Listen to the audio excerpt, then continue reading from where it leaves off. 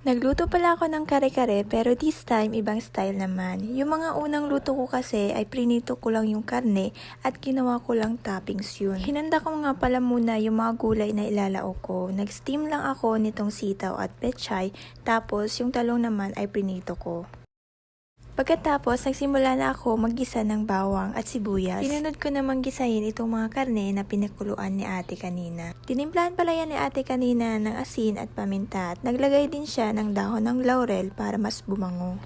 Matagal nga itong pinakuluan kaya sobrang lambot na nito. At yung tubig pala na pinagkuluan ng karne kanina, ayun nga yung inilagay ko dito. Naglagay din pala ako dito ng isang sachet ng kare-kare mix at 3 kutsarang peanut butter. Hinalo-halo ko nga ito ng mabuti hanggang sa ma-dissolve nga itong kare-kare mix na inilagay ko at hinintay ko nga hanggang maluto. Pagkatapos, inilipat ko pala ito sa malaking lagayan. Syempre, para mas maganda tingnan, nag-plating nga tayo dyan. So far, ito nga yung pinaka nagustuhan kong luto ko ng kare-kare.